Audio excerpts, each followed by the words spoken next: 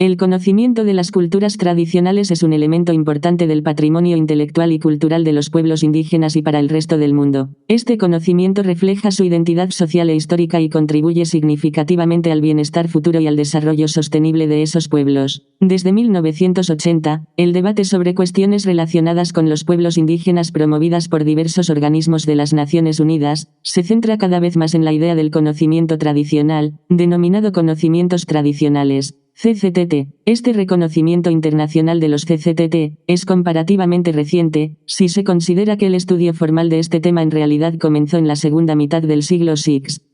Los cambios en la economía mundial y el clima político internacional después de la Segunda Guerra Mundial jugaron un papel importante en el reconocimiento del valor económico, cultural y político del conocimiento tradicional a nivel internacional. Influyeron, al menos, tres aspectos en este reconocimiento. En la década de 1970, a medida que la creciente economía mundial se hacía más dependiente de la aplicación del conocimiento y la tecnología, a diferencia del trabajo y el capital, el potencial de información del conocimiento indígena recibió un mayor reconocimiento. Ese reconocimiento de la importancia de los CCTT como un aspecto intangible del patrimonio cultural intelectual, se remonta a los años 60 y 70. Durante este periodo, el conocimiento tradicional indígena se reflejará en discusiones relacionadas con la protección y preservación de los bienes culturales intangibles en beneficio del Estado y o la humanidad. Finalmente, el potencial político del conocimiento indígena, o más concretamente, su promesa de lo que Bacillatawin Angela Wilson denominó empoderamiento indígena, surgió con el crecimiento del movimiento por los derechos humanos. El consecuente aumento de la política internacional indígena puso de manifiesto las reivindicaciones de los pueblos indígenas para restablecer su reconocimiento como patrimonio intelectual cultural en el mundo, como un recurso de conocimiento legítimo y como una base única para defender y poner en valor la identidad indígena en una sociedad global cada vez más multicultural. En este contexto, las percepciones de las diferentes sociedades sobre el conocimiento indígena dependían de las visiones coloniales del saber histórico y de la forma de difundir este conocimiento por los propios pueblos indígenas.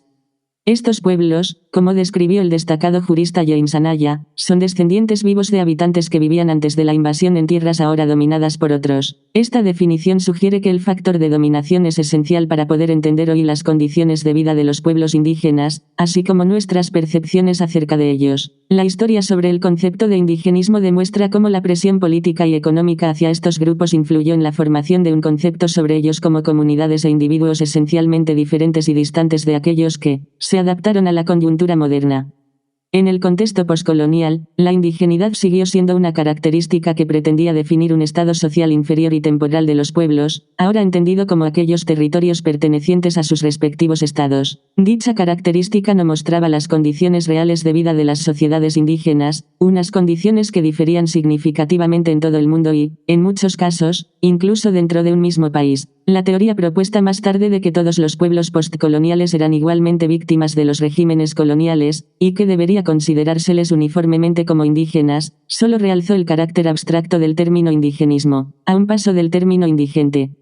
La revisión moderna del concepto de indigeneidad enfatiza la diferencia cultural de los grupos indígenas respecto de las estructuras sociales y políticas dominantes de los estados nacionales dentro de los cuales estén ubicados. Las diversas formas de entornos sociales indígenas ya no se perciben como una anormalidad que tiende a desaparecer, sino más bien como una parte esencial dentro del tesoro de la diversidad intelectual y cultural del mundo. Los pueblos indígenas siguen siendo parte de sus estados y, por su ubicación, están sujetos a las influencias políticas y económicas de los mismos. No obstante, las normas de tratamiento internacionalmente reconocidas para las sociedades indígenas, la principal es la Declaración de los Derechos de los Pueblos Indígenas, hacen hincapié en el derecho de estos pueblos a controlar y mantener sus diferencias sociales y culturales, viviendo de acuerdo con sus propias formas de vida históricamente desarrolladas. A pesar de todos los avances, los patrones históricos en el discurso sobre los pueblos indígenas continúan manteniendo una disonancia entre lo que son ideas abstractas generadas por la categoría jurídica funcional de pueblos indígenas y las realidades contrastantes de la vida indígena cotidiana. La percepción de indigeneidad ha sido el resultado de las relaciones entre los miembros de la comunidad internacional en sus intentos de resolver problemas relacionados con las poblaciones dependientes. Esa percepción ha evolucionado con el tiempo, reflejando cambios en el entorno político, pero la tendencia a ignorar las diferencias en historias, condiciones ambientales, entornos políticos y circunstancias económicas de las comunidades indígenas de todo el mundo, continúa influyendo en el conocimiento de quiénes son los pueblos indígenas y cómo es su vida en el día a día. Como grupos dependientes, los pueblos indígenas fueron definidos por sus propios estados como territorios subdesarrollados social y económicamente, hacia los cuales había que poner en marcha diferentes políticas de protección. Algunas poblaciones ganaron relevancia, y, dentro de los valores de la comunidad internacional, un grado de legitimidad, como pueblos indígenas, en ocasiones con la ayuda e intercesión de la comunidad internacional, sin conexión con la naturaleza real de las comunidades de las cuales aparentemente aquella legitimidad había surgido. Al marcar a estas poblaciones sometidas como entidades históricamente desarrolladas de forma distinta que necesitaban ser protegidas, los Estados-nación inevitablemente han promovido un enfoque integracionista común para todas estas comunidades ampliamente diferentes. Los estados han justificado esta estrategia como una forma de mejorar las condiciones en las que viven los pueblos. Sin embargo, posiblemente con buenas intenciones, este enfoque tiende a ignorar el hecho de que los problemas que los cambios intentan abordar son el resultado de unas circunstancias históricas muy diferentes a las del resto de la sociedad y, por lo tanto, requieren del estudio de múltiples soluciones. Las poblaciones indígenas desfavorecidas, pobres y vulnerables continúan siendo objeto de protección, y son valoradas como incapaces de sobrevivir por sí mismas. Las tendencias de salvaguardia con respecto al conocimiento tradicional indígena son, por lo tanto, solo una expresión reinventada de la misión proteccionista establecida ya en el siglo VI.